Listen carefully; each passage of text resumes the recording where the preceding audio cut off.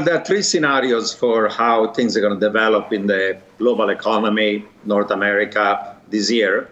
My baseline is one of a U-shaped recovery, where the recovery is going to be anemic, subpar, below trend, very anemic. The optimists and the markets, at least the equity markets in the US, are pricing in a V-shaped recovery with very strong growth in the second half of the year into next year.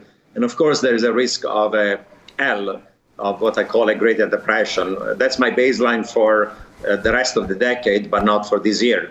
I think that there are forces that are going to lead us to a depression by the middle of the decade, but it's not the prediction for this year. Essentially, my view is that there's going to be a U because this is a global shock. Both households and corporates will have to spend less and save more. Precautionary savings are going to go higher. Income is going to be lower. And then there'll be less capital spending both by the corporate sector and the household sector. They have to deleverage. For household, capital spending is purchase of new homes. So you spend less, you save more, you do less capex. There'll be a global investment slump. There'll be a global savings glut. That's a recipe for very anemic recovery of the US, of Canada, of the global economy. So the one thing that I think sets you apart from many others, and that would include the vast majority of investors, is this notion that this is a crisis, that we all recognize that there will be a contraction. The question is how long and how deep related to this crisis.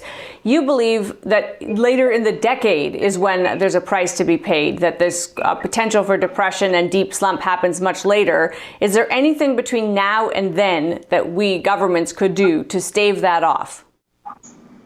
Unfortunately, I fear that there are some major trends, and in a recent publication, I discussed what I call the 10 deadly Ds.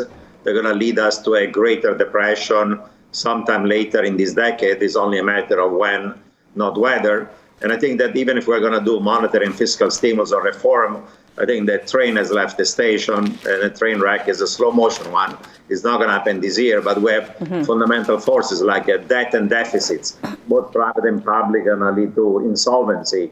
Unfunded liability coming from demographics is going to become worse, and with all healthcare spending. We're going to have initially deflation, and real value of debts are going to increase, and that's going to make more people more insolvent. Then we're debasing currencies by doing effectively quantitative easing of large fiscal deficits. That's eventually, with negative supply shock, is going to lead to inflation by the middle of the decade. We have also the digital disruptions. If we're going to reshore economic activity from China and Asia to North America, we'll have to substitute labor with capital, and firms are going to have to cut costs to save more and spend less, and that's going to imply more automation, more robotics.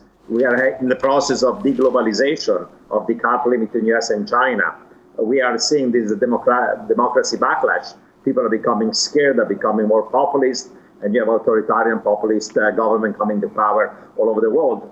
And we have also this duopolistic strategic rivalry between US and China. The Cold War between US and China is becoming colder. It's going to get very ugly.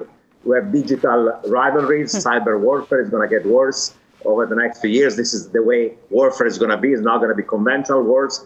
The enemies of the West and the US, whether it's China, Russia, Iran, North Korea, they cannot fight the US and the West with conventional weapons. They're going to use asymmetric warfare, cyber warfare in a way of weakening our economy, society, politics, and interfere with the US election.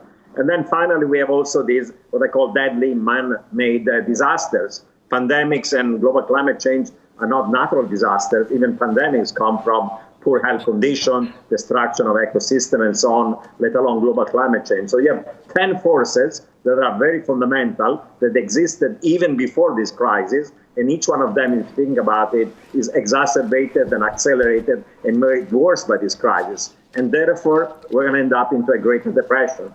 It's going to happen this decade, and policies cannot do much about it, because actually the policies of more stimulus, monetary and fiscal, credit, and otherwise, are going to actually exacerbate the debt imbalances. They're going to exacerbate the debasement of currencies. Yes. And with negative supply shock coming from deglobalization, protectionism, and populism, and economic nationalism, that's going to increase the risk of stagflation, recession, and inflation down the line. Today, the risk is deflation. In a couple of years, we'll have risk of inflation, like we had when we had negative supply oil shocks in the 1970s. So we're seeing ahead a Greater Depression, I fear. So then, I mean, as you note, many of those things would have been a risk, were already a risk. They are being exacerbated. I just want to focus on one of the Ds. It's one of the first, and that's the debt level. Personal and, of course, sovereign. We are in way over our heads. We were before this great crisis. In terms of how we get out of it, is there a natural path that would resolve that? Because it doesn't seem clear with governments behaving the way that they are. Well, in the last decade, debt levels went higher. Initially, the global financial crisis was too much private debt, and then we socialized the losses. There was a massive increase in public debts. Estimates are that public and private debt as a share of GDP is now 350 as of the end of last year, but this year it might be closer to 400. In advanced economies, it's 388, less than 300 in emerging markets, and in China is also above 300%. So the debt ratio are going to become higher. In the last decade, what saved us was that while debt ratio were high, and there was a rhetoric about deleveraging, but there was not much deleveraging occurring, debt servicing ratios were low because we had short rates close to zero, if not negative, like in Europe and Japan, and we had long rates low. Now, again, the same thing is happening right now. The policies of zero policy rates or negative or QE are leading to short and long rates to be low, but they are low only for safe sovereigns and safe people in the private sector. You can have zero policy rates, you can have bond yields close to zero or negative, but credit spreads in the private sector of those that are highly indebted, whether they are households, corporate, large and small ones, financial institutions, banks, non-bank shadow financial institutions, and the country overall, those credit spreads can explode if you have a situation of excessive leverage. And we had an explosion of leverage in the private sector, especially corporates and shadow banks in the US and parts of North America. And therefore, it doesn't matter whether bond yields are close to zero for safe governments or policy rates are zero, credit spreads can blow up. And if they blow up, you'll have a debt crisis. So now you have a deadly combination of rising debt levels, they're going to explode, and you'll have now credit spreads much higher than before. Yes, some central banks are now buying corporate bonds, and not just investment grade. The Fed decided even to go into the risky junk bonds, but it's only fallen angels. Those that were investment grade are now just below. There are tons of other firms that are deep into the junk bonds, and they're not going to be helped by the Fed. They cannot be helped by the Fed. Just this morning, announcement that Hertz, major auto rental company, is filing for Chapter 11 bankruptcy. You'll have major institutions, large and small, they're going to go bankrupt. So we have a debt crisis going to become explosive.